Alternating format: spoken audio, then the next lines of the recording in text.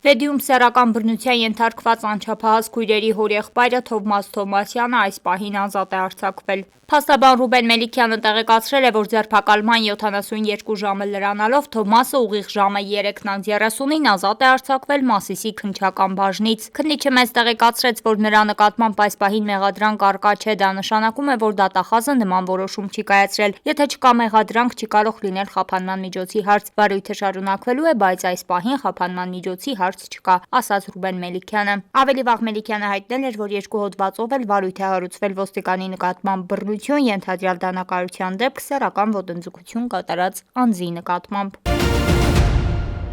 Կալանքի կիրառման մեծաքանակությունը մտահոգիչ է ու հարցը պետք է համակարգային եղանակով շուտ ապույտ հասցեավորվի, այս մասին հայտարարել է Մարդու իրավունքների պաշտպան Անահիտ Մանասյանը։ Տասնամյակներ շարունակ գոյություն ունեցող այս խնդրի շարունակական առկայությունը չի կարելի պայմանավորել նրանով, որ որոշումները կայացվում են անհատական գործերով։ Այդպիսի տրամաբանությունն ավելի շատ նմանվում է կոլեկտիվ անպատասխանատվության։ Կալանքի ինստիտուտին առնչվող խնդիրները պետք է հաղթահարել համակարգային լուծումներ գտնելու համատեքստում, նշել է Մանասյանը։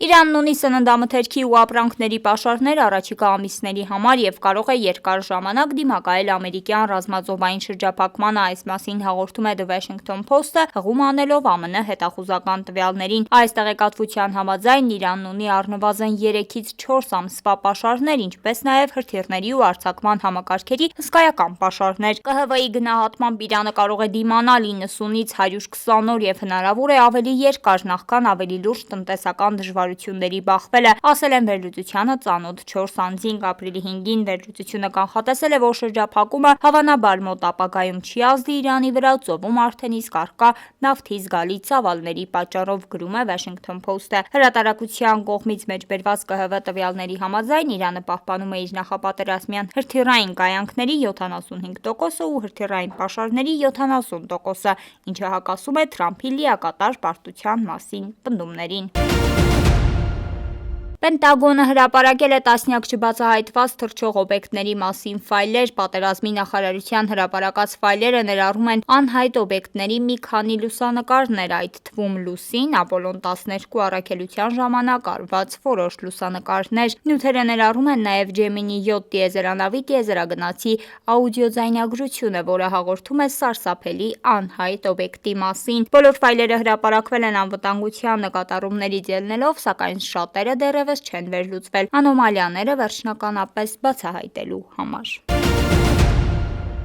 Մայիսի 10-ին լրանում է բուհերի ընդունելության միասնական ու ներբուհական քննությունների երկրորդ հիմնական փուլի հայտագրման վերջնաժամկետը։ ԳԹԿ-ից հայտնում են, որ այս փուլում դիմում են հանրակրթական ուսումնական հաստատությունների այս և նախորդ տարիների շրջանավարտները, նաև քոլեջի շրջանավարտները։ Եթե արդեն հայտագրվել եք, բայց մտադիր եք դիմում հայտում փոփոխություն անել կամ եթե դեռ չեք հայտագրվել, հիշեք դրա համար մնացել է 1 օր։ Դիմորդները նախ բանկում վճարում են 1500 դրամ յուրաքանչյուր քննության համար, հետո ստանում են ԳԹԿ անձնական համար։ Եթե կարող են դրանից հետո ինքնուրույն հայտագրվել, դիմորդայեմում հայտագրվում են, իսկ եթե դժվարանում են, մոտենում են դպրոցի օպերատորին, որը իրենց կօգնի դա անել։ Այս տարվա շրջանավարտներն այդ ամբողջն անում են իրենց դպրոցում, նախորդ տարիների և քոլեջների շրջանավարտների համար մարզերում և մայրաքաղաքում ըստ տարածաշրջանների ու վարչական շրջանների այդ նպատակների համար դպրոցներ են առանձնացված, հայտնում է ԳԹԿ խոսնակ Խաչանուշ Գրիգորյանը։ Ավելին իմանալու համար հետևեք Panorama-ի և բաժանորդագրվեք մեր ալիքին։